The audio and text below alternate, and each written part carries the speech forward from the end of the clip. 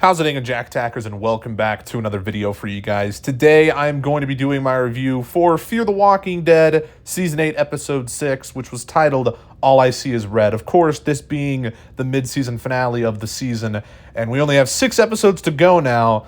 And let me tell you something. I actually kind of enjoyed this episode. It is easily the best episode of this season so far, and in many ways acted like a series finale.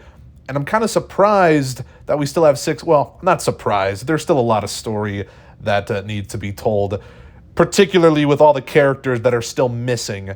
We don't know where Strand is, or Luciana, or Charlie. I assume Charlie's probably dead. But like those types of characters were not in these 6 episodes whatsoever.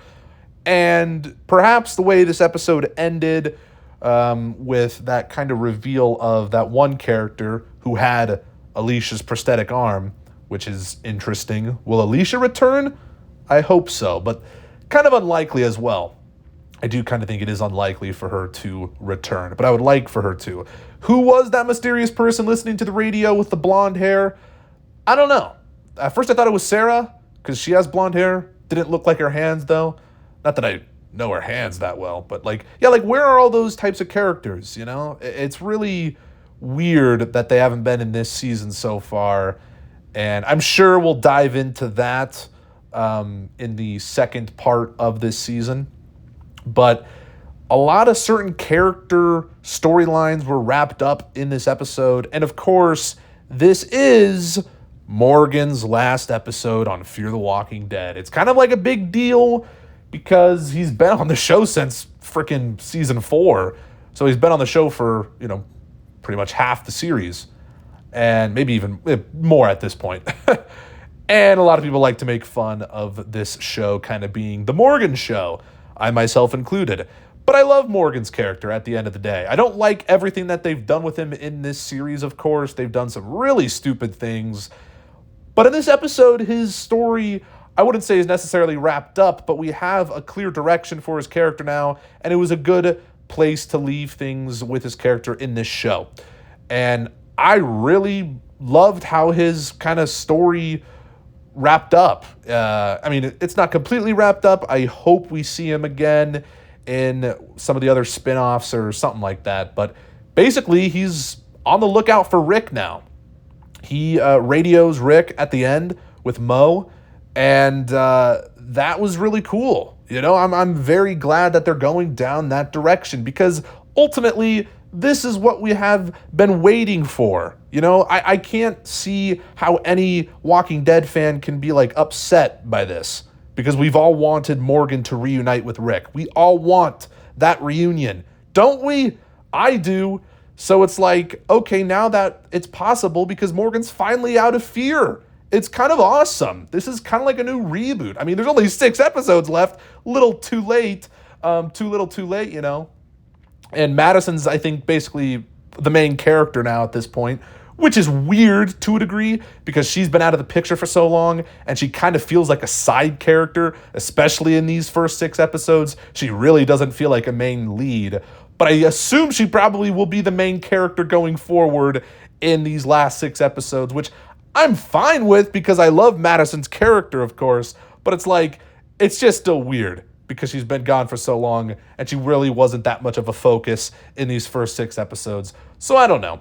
But it's a kind of complicated situation. I don't know what they have planned. There's been some rumors out there. I won't address any of the more kind of spoilery stuff in terms of those rumors, although some of those rumors I think are actually coming to fruition. With a certain character that will show up. Again, not going to say who that is, but there's been some rumors. And I don't know who that was. Again, I don't know who that was listening to the radio at the end. But I'm sure it's connected to some of these other characters, maybe Strand or something like that. Because I would like to see those characters and see how their stories kind of wrap up. And yeah, I would like to see Alicia again. But as I previously mentioned, rather unlikely. But anyway, the episode did kind of start a little weak, which is why I was, I guess, so shocked with sort of all the things that end up happening towards the end of the episode. because it just seemed like more of the same. I was like, oh boy, this episode doesn't seem that good. So, the first half of the episode is kind of, yeah, it drags a little bit. All the stuff with Morgan and Mo kind of in that in the sinking boat in the swamp, and she has to like swim out. That wasn't interesting to me at all. Shrike wanting the coordinates and all that. But luckily, and major spoilers here, of course, Shrike ends up dying in this episode. It's pretty crazy. I don't know if I was necessarily expecting that either.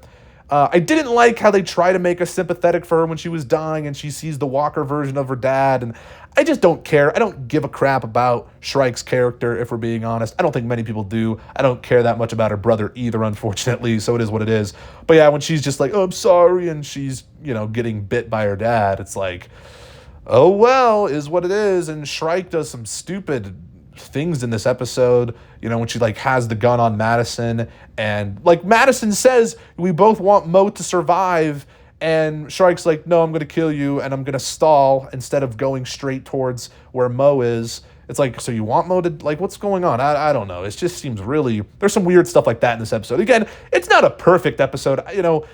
Is there such a thing as a perfect Fear the Walking Dead episode nowadays? Maybe, in the first few seasons, there were some perfect episodes, but now I don't know.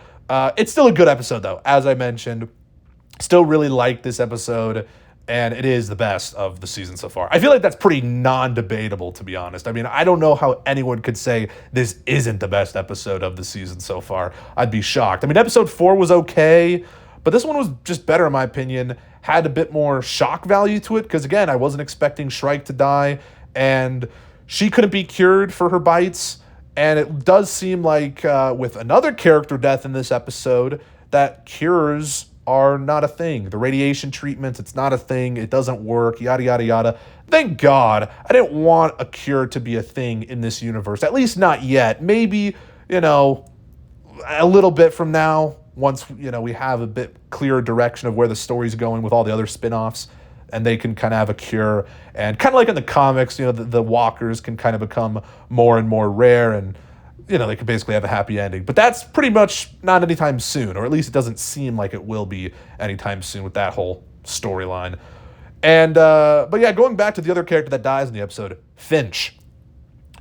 Also wasn't really expecting that, but I guess I should have, because of the way things were going in last episode. It didn't look good for Finch, but it is kind of weird. Like, it seemed like the radiation did kind of help him for a second, and ultimately he just got sick again. And holy crap, another great scene with Dwight and Sherry, and another like kind of good ending spot for these characters, at least on Fear the Walking Dead. I'm not saying that's how their stories should completely end, and I don't think this is their final episode, by the way. I believe Dwight and Sherry are still going to be in the show, but it does kind of seem like they're not. Or maybe, I don't know, maybe one of them will only be in these second, in this, second part. Because just the way they kind of had that final scene where they basically, break up. They, Dwight and Sherry, they're going to go their separate ways after the death of Finch. Kind of just broke their relationship more and more. It was already strained. And that was a great scene, though. And Dwight says he's just going to, go back home, I guess. And I don't know where he lived. Does he live in Virginia? I don't remember. But, I want Dwight to reunite with Negan. I think we all kind of want to see that. That's a bit more unrealistic. I don't really know if we would ever see that in the Walking Dead universe. Like a Morgan and Rick reunion seems like that would happen. Like, oh yeah, we'll get a Morgan and Rick reunion. That'll be cool. It's got to happen at some point. But a Dwight and Negan reunion, I mean, I know, but I don't know. It's just, that would be great. Like maybe in Dead City Season 2, we could get something like that. I hope Dwight goes to Dead City. That'd be awesome, dude. I'd be down with that. But, I don't know. Maybe he's still in, it just seemed like that was kind of it for their characters in this show. It really felt like this was kind of another send-off for these two characters. I don't think it is, though. It definitely was Morgan's last episode. That's been confirmed. It is Morgan's last episode. The showrunners were talking about how Lenny James was leaving, yada, yada, yada. But Dwight and Sherry, someone let me know down in the comments. I don't know if this was their last episode. It probably isn't, but it was it was a good scene nonetheless on its own. And yeah, that cut to them just kind of burying Finch and hammering in the cross. That was, oof, that was kind of dark. And I don't know, that was a intense cut to that. I was not expecting it. You just see Finch and it's like, oh, okay, I guess he's dead. Pretty sad. Pretty sad stuff for Dwight and Sherry. We didn't really know Finch that long, of course, but it was just a kid, so it does suck.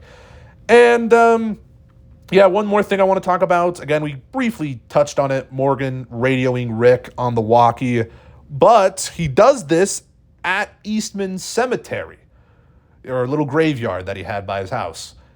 So Morgan and Mo go back to, Georgia again, because that's where Eastman is, right? That's where he was, I believe. Yeah. And yeah, they go see his little cemetery, and we see Eastman's grave. And obviously Morgan buries Grace there as well. And it was cool, man. I wasn't expecting to see that. It was cool to see Eastman's grave and just to see that place again. I don't think it was the same filming location as we saw in, season 6, episode 4 of The Walking Dead. But it looked similar enough, I guess. It is what it is. It was cool. And that Eastman's grave is still there, and all those other graves, Crichton, Dallas, Wilton, or whatever, the other guy that Eastman starved in the cage. I don't think we saw that grave, or maybe it was in the background somewhere, but I think wasn't he buried there too? Or maybe, I don't know. But nonetheless, it was very cool. And yeah, Morgan hopefully will reunite with Grace. I really loved the moment also where he puts his hand on the grave, on Grace's grave, and he sees all the flashes of the people, and it's no longer red, which the red flashes that we saw throughout the episode, I don't know, something about the editing kind of was cringeworthy. That's kind of a negative I have about the episode. Like, it was too much. Like, it was kind of goofy in a weird way. And then he time jumps. And, well, that's how the showrunners described it, red jumping or something like that. In that, episode Insider they do at the end of the episodes. They were talking about that. And it's like, okay, it's a little much. Like, it's kind of neat. It's somewhat of a neat idea. I just don't know if it was properly executed. I don't know what it was about it, but like him just kind of time jumping pretty much. It's like, oh, now I'm in mud. And or quicksand, whatever it was, it's like, oh, great. It's just like, what is going on? I don't know. It was a little much, kind of silly, but I did like to see like all the flashes. Like, we got to see Nick. That was cool. And because Nick's one of my favorite Fear characters, and like all the brief flashes, they're no longer shrouded in the red. And that was kind of neat to see. And yeah, I mean, where does it go from here? Yeah, I mean, we're probably going to see, hopefully, some of the other characters that weren't in these first 6 episodes. And Madison is probably going to be the new main character.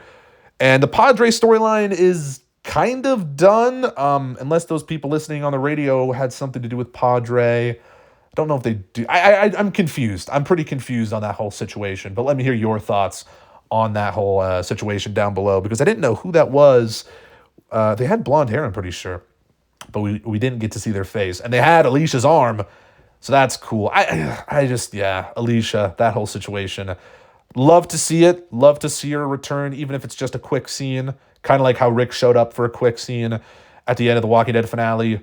I'd like to see something like that. But, I mean, she probably wouldn't reunite with Madison or anything like that. So it's just kind of, I don't know what's going to happen. But good episode. It was okay, Like, I'm pleasantly surprised to a degree.